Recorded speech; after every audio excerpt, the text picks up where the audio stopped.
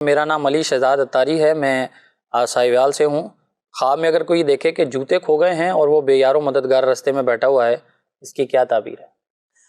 دو اس کی جو بیسک تعبیریں ہیں وہ بیان کی جاتی ہیں۔ ٹھیک۔ ایک تو سواری کے حوالے سے بیان کیا جاتا ہے کہ ہو سکتا ہے اس کی سواری گم ہو جائے یا کسی آزمائش کا شکار ہو جائے، اور دوسرا گھریلو معاملات پر توجہ رکھیں۔ اگر شادی شدہ ہیں تو زوجہ جو ہیں ان کے ساتھ آپ کے جو بھی معاملات ہیں، اگر اس کے اندر کوئی کشیدگی ہے تو اسے دور کریں، ورنہ ہو سکتا ہے کسی بڑی آزمائش کا آپ کو سامنا کرنا پڑے۔ یہ خواب دیکھیں نہ دیکھیں، ویسے ہی گھر کا ماحول اچھا رکھنا چاہیے، اور اللہ پاک سب کے گھروں کو شاد و آباد رکھے۔ بعض اوقات بات چھوٹی ہوتی ہے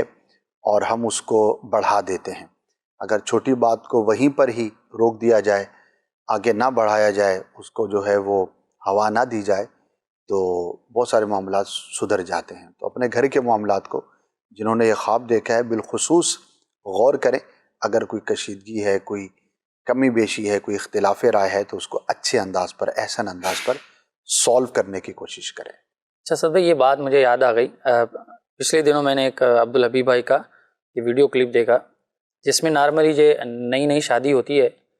تو پھر تھوڑے معاملات ایسے ہوتے ہیں، کیونکہ ظاہری بات ہے دو خاندان مل رہے ہوتے ہیں تو وہ طبیعتوں سے ایک دوسرے سے واقف نہیں ہوتے، تو وہ چھوٹی چھوٹی بات بھی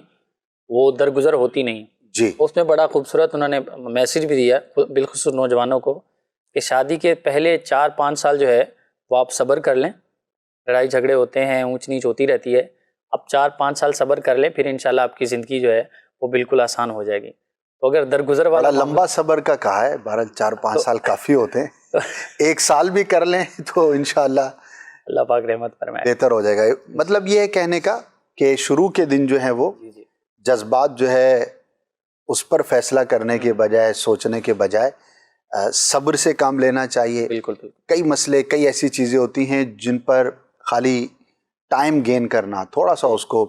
گزارنا ٹائم کو، یہی اس کا جو ہے وہ حل ہوتا ہے۔ اگر فوری ریئیکٹ کر دیں گے تو ظاہر ہے اس کا پھر نقصان ہوگا۔ بعض اوقات ایسا آپ کے ساتھ بھی ہوا ہوگا کہ کئی معاملات ہوئے ہوں گے اور آپ نے اس کو صبر سے گزارا ہوگا، بعد میں جب آپ ماضی کی طرف جھانکیں گے آپ دیکھیں گے یار یہ تو کوئی مسئلہ ہی نہیں تھا، ایسے ہی، لیکن جب یہ تھا تو اس وقت دنیا کا سب سے بڑا مسئلہ یہی تھا۔ آپ کے دماغ کے اندر تیسری عالمی جنگ جو ہے وہ شروع ہو چکی تھی، اتنا بڑا تھا، لیکن جب 1-1.5 سال 2 سال گزر جاتے ہیں تو آپ کو خود فیل ہوتا ہے یار بس اتنی سی بات تھی۔ تو وہ جو ٹائم گزارنا ہے، واقعی جیسے کہ آپ نے عبدالحبیب بھائی کا ریفرنس دیا، واقعی ایسا ہے، تھوڑا ٹائم گزاریں تو انشاءاللہ اس سے خالی شادی کے معاملے میں نہیں، اور بھی چیزوں کے اندر، آپ آفس کے اندر ہیں، بعض اوقات وہاں پر کوئی ایسا میٹر ہو جاتا ہے، فوراً ریئیکٹیو ہو جاتے ہیں،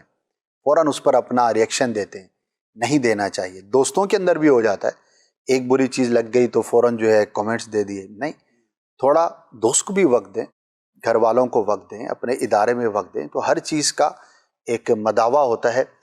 اور فیصلہ کبھی بھی جذبات پہ نہیں بلکہ دلائل کی روشنی میں اور عقل کے ساتھ کرنا چاہیے۔ جب بھی آپ نے جذبات پر کوئی فیصلہ کیا ہوگا